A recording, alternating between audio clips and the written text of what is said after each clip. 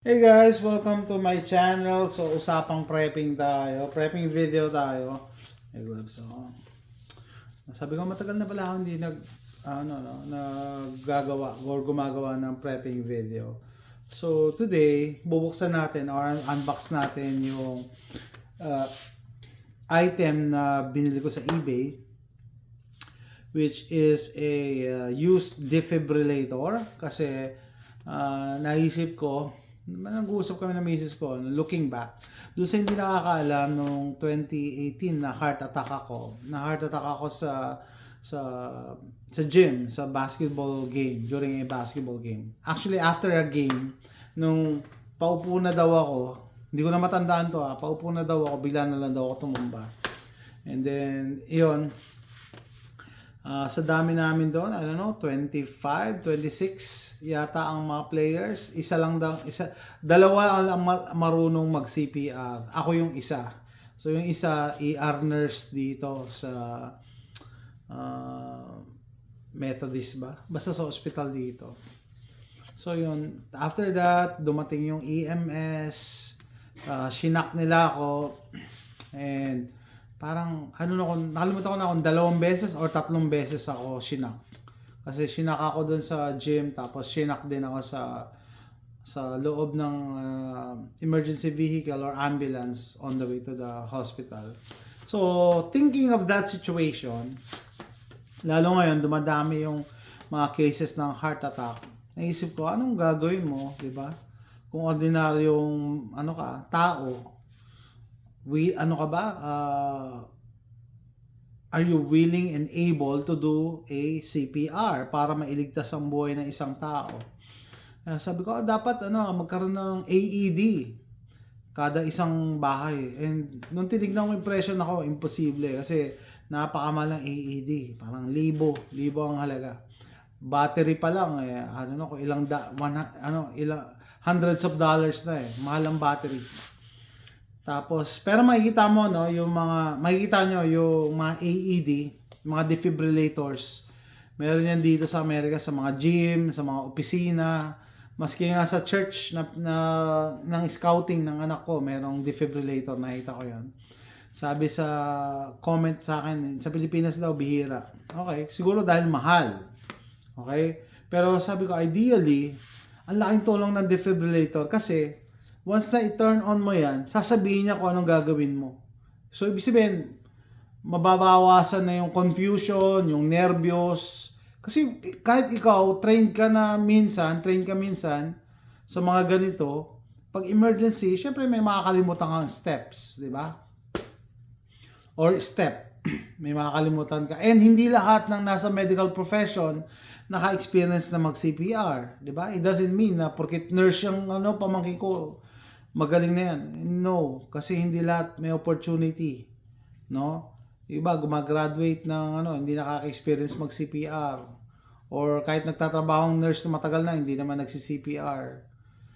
Kasi may mga protocols in place. Like kunyari sa hospital, meron talagang team na naka-assign dyan. Anyway, so yun yung naisip ko na maganda siguro kung yung household merong AED para kung sakaling may atakihin, kahit yung anak mo kayang gawin. Kasi it's just a matter of ilalagay lang yung pads, sasabihin sa'yo, attach the pads, tapos stand back, tapos isa-shock na. So with that, without further ado, buksan na natin itong yung nabili ko a long time ago. Wala lang akong panahon para i-unbox siya and i-check. Siyempre, used product siya. Assume ko hindi gumagana yung battery. Excuse me, lamig dito ngayon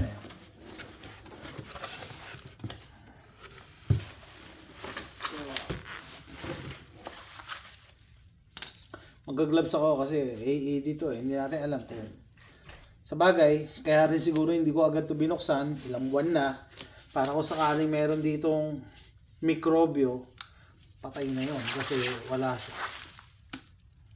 Patay na lang, yan. Patay na yung mikrobyo. Yan, okay, ito nga, Ito nga, AED nga siya. So, dun sa... Focus. Yan siya.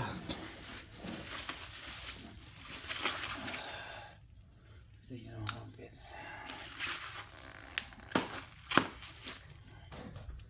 AED.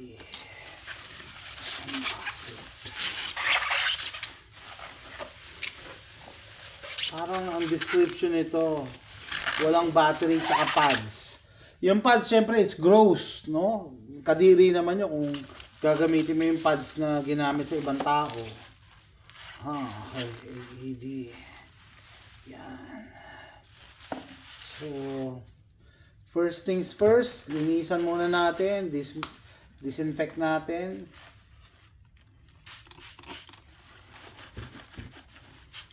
Ay, diretso na nga.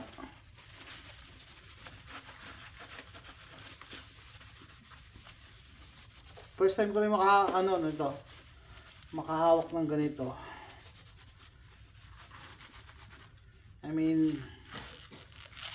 hindi kasi ganito yung model ng ng nasa ospital. I-disinfect natin sa likod.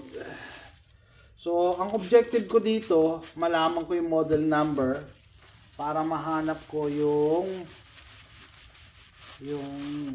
battery niya at saka yung pads na gagana sa kanya. And syempre, alam niyo naman, nagdi-DIY tayo. Hopefully mapagana ko. So dito yung slot ng battery niya. Okay. Kita ko na. Dito yung slot ng battery. Malaking battery nun eh. Tapos dito yung slot para sa pads. Sasaksak mo dyan yung sa pads. Okay.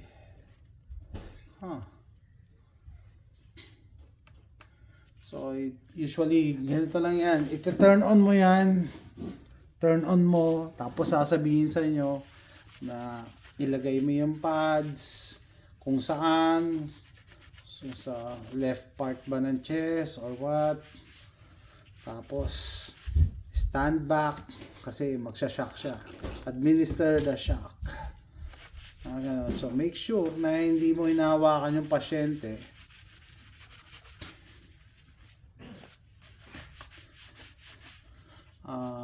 Parang dito yung card niya, no? Parang may memory din kasi kung ilan yung nire-record.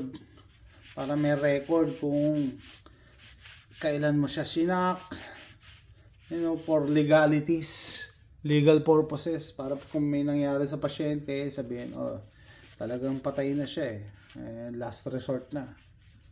Yun lang, hindi ko alam na may basag pala rito, pero it doesn't affect the function kasi ito yung plug ng ito importante. Ito importante. Tapos parang vent lang pala to. Okay. Vent lang yan, kaya okay lang yan. So, ito siya.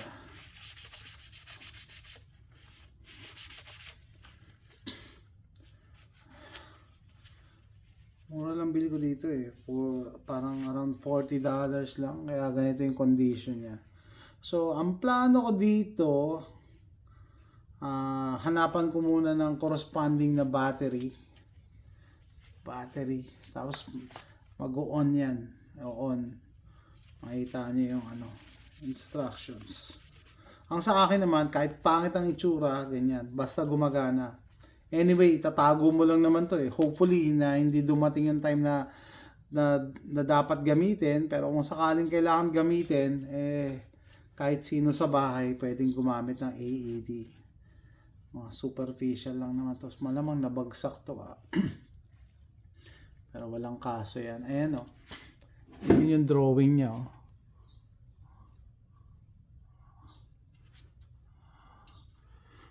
Ilalagay mo yung mga pads right, tapos sa left, sa baba, sa bandang puso, baba ng puso, tapos nakakonect sa machine dito. Yan guys. So, usapang prepping, paano kayo naghahanda sa mga ganitong emergency situation na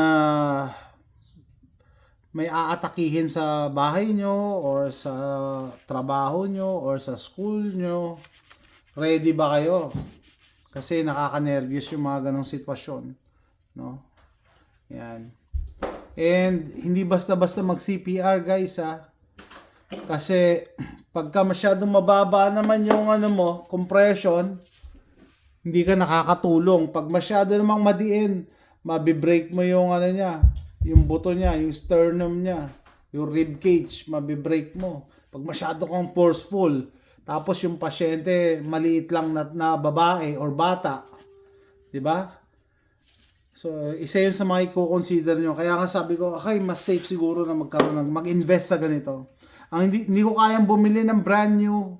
Ito lang, i-refurbish ko to. Ayan, defibrillator.